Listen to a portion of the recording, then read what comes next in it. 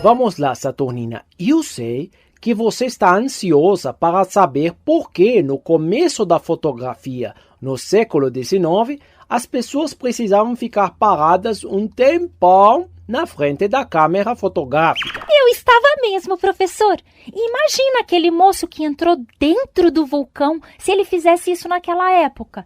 Tava frito, né? Será que o senhor pode explicar daquele jeito simplinho como funciona a fotografia?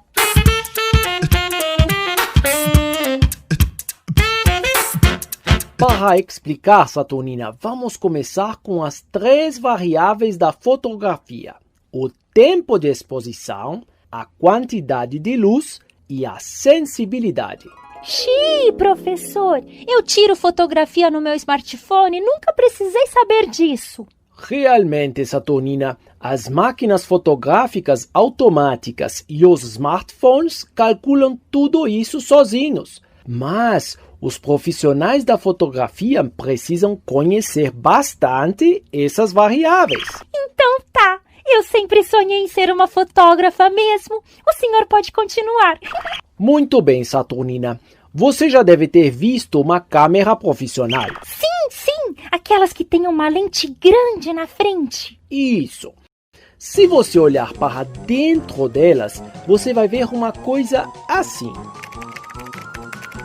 Ele abre e fecha durante um tempo limitado, quando você dispara a foto.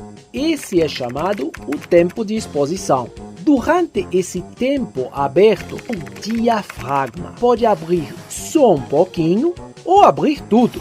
É isso que determina a quantidade de luz que vai chegar no filme. Na fotografia digital, no sensor.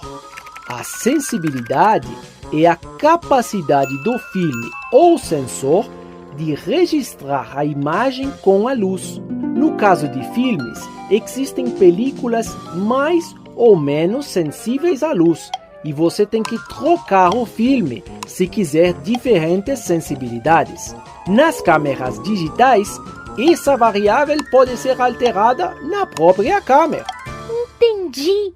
Vamos voltar ao problema das primeiras câmeras. Por que tinha que ficar parado um tempão? O problema era a sensibilidade. Os primeiros filmes precisavam de muito tempo para registrar uma imagem. Nossa, e o que acontecia se a pessoa se mexesse? Ficava assim. Ou assim, se a câmera não estivesse fixa num tripé. Ah, entendi. Ué, professor, eu já reparei que acontece assim comigo quando fotografo com pouca luz. Por quê, professor? É que a câmera automática, quando enxerga pouca luz, abre o máximo do diafragma. Deixa o sensor com a máxima sensibilidade e ainda precisa de algum tempo para registrar a imagem. Durante esse tempo, se a pessoa se move um pouco ou a câmera balança, acontece isso. Sei. E não tem jeito, né? Não. O único jeito é aumentar a luz. Usar o flash. Isso, espertinha, Saturnina. Quando você usa o flash, esses problemas acabam. E você sabe, Saturnina, como funciona o foco numa câmera? Xiii, agora o senhor me pegou. Ok, vou te explicar da próxima vez. Obrigada, professor.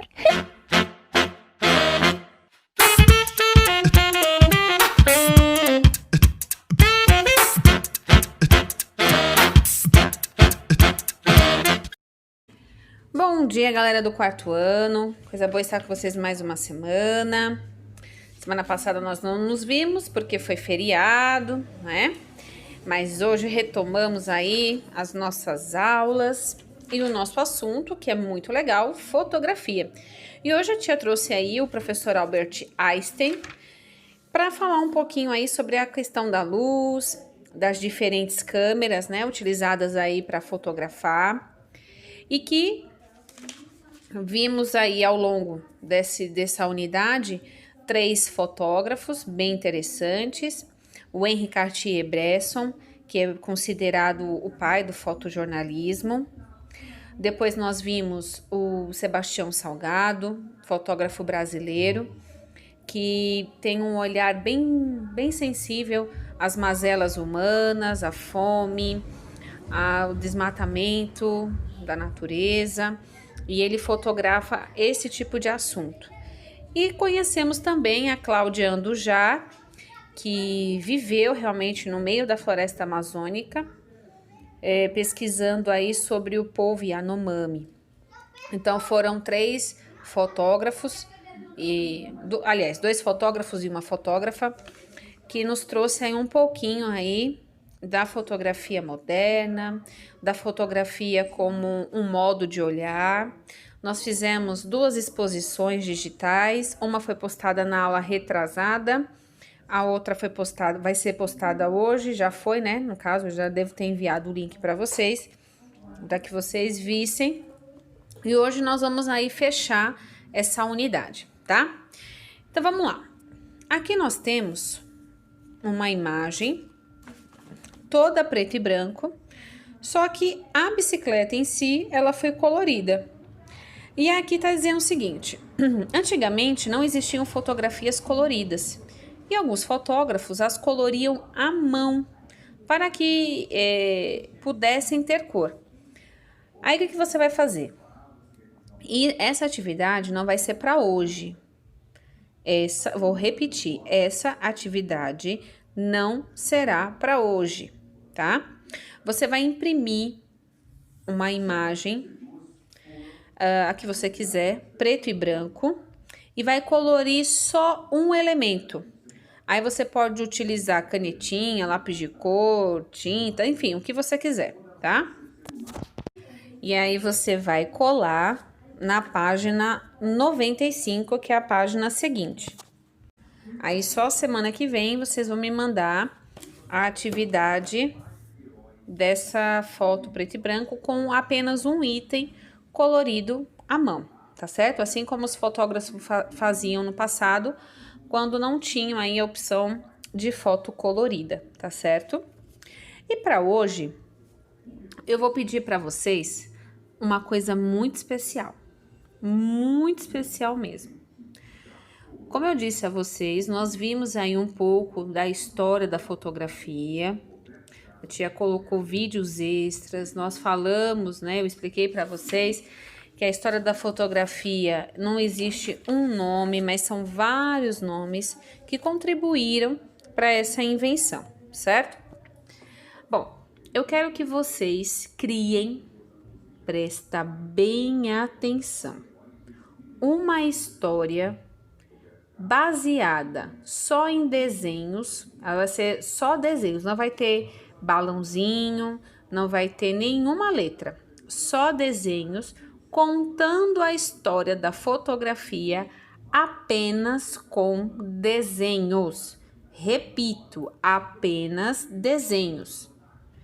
Ai, tia, eu não sei fazer isso. Você vai precisar pesquisar a história da fotografia novamente ou olhar o que você já escreveu sobre, para você saber como que você vai registrar esse processo de evolução da fotografia até os nossos dias atuais, não é? A tia já mostrou para vocês que era em rolinho, era em rolo fotográfico, e depois foi passado para digital, que antigamente as máquinas eram bem diferentes das máquinas de hoje. Tudo isso você vai registrar nessa história de imagens. Não terá registro escrito, tá certo? Nós vamos contar a origem, a história da origem da fotografia até os dias de hoje através de desenhos, certo? E aí você vai precisar de você e da sua criatividade para fazer tal história, tá bom? E além disso, a tia vai colocar 2 filminhos falando aí sobre um da Mônica e um álbum de fotografias. E tem um também da Mônica de fotos também com Cebolinha. E aí eu gostaria também que vocês fizessem um mini álbum de fotografia, contendo aí 5 desenhos de fotografias que foram importantes assim no seu desenvolvimento até agora. 5 momentos que marcaram a sua vida. Você vai criar aí um albinho em desenho, hoje a aula é toda em desenho, tá bom? Um albinho com 5 fotos sua, dos seus melhores momentos, digamos assim, até os dias de hoje, tá certo? Desde quando você era bem picuchutico ou piquichutica, tá certo? Bom, grande beijo, eu vou estar com vocês online, qualquer dúvida vocês perguntam, tá bom? Beijo, fiquem com Deus e até daqui a pouco no nosso grupo de estudos.